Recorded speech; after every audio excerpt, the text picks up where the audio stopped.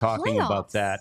Yeah, we were talking about that. I love this time of year, even if I would love it a little bit more if it were a little chilled in the air. Yeah. Well, there will be by the end. But if your team is in it, especially, and I'm fortunate, I think Abs is too. Jeff, it seems like to a lesser extent, but I've got two teams for sure. I've got the Rangers and the Tigers. So right now, my team is right there. The other one, Actually, the Tigers have a 70% chance. All right, So we have a graph. Let's throw up, if the playoffs were to happen today, this would be how the cookie would crumble. Now, the Houston Astros can clinch the AL West tonight with a win in versus Seattle. It's in Houston. And the New York Yankees can clinch the AL East, and they would get a first-round bye and home field advantage with the ALDS with a win versus Baltimore. So we've got clinched divisions and postseason berths. In the mix still, playoff position is Astros, Orioles, Royals, Tigers, Padres, Diamondbacks, Mets. In the mix, Mariners, Twins, and Braves. Still alive, Red Sox, and the Rays. Lot of fun games today.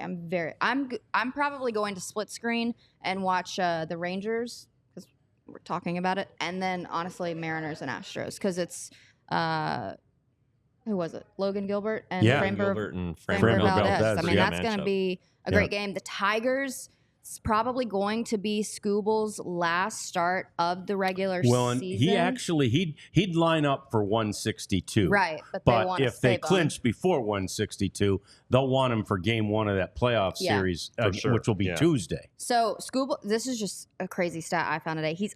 Scooble is undefeated in his last 8 outings.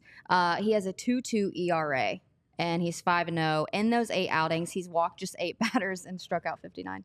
Wow. So he's still leading the AL, with the Triple Crown and wins, ERA, and strikeouts. So he's likely to get that pitching Triple Crown, which will be, the first time a guy's gotten it in the American League since Verlander. Yeah. Back in 11. Keeping it in the Tigers. Yeah. And then so the Yankees today, like I said, they can clinch the AL East. And the Orioles also can clinch a postseason berth with a win or a loss from either the Royals, Twins on Tuesday. But the Orioles, that's going to be a fun game as well because it's likely that the Orioles are going to be that number 4 seed and the Yankees are going to be number 1. So these teams would line up for the ALDS. And, if the Orioles can make it out of the wild card. Yeah, and if that graphic held true and the Tigers played the Astros, speaking of Verlander, man, that'd be juicy. That would be because really the Tiger faithful are still mad, and in a way, I don't blame him. It looked like Verlander was done at the end of his stay in Detroit, and he goes to Houston, and he's reinvented. Because that was 17 when they were, they needed him and they got him and he helped them obviously clinch that year and then go on to win the World Series. But Tiger fans just couldn't believe their eyes that all of a sudden Justin Verlander had all of this left. I think we can phone a friend for that because my dad has a really good perspective. Does he? With Verlander. Yeah, was he still around in 17 as a player? No, your dad? Not there. No. But okay. My dad did contribute a lot to Justin's rookie season in 2005. And so he kind of took him under the wing a little bit with pitching. And I do think he can just talk about, because he knows the ins and outs of the Tigers and all of that. But he'll be a good guest. He's still in Italy now, right? So we'll have to get him when... home? No, they'll be back tomorrow. Jeez.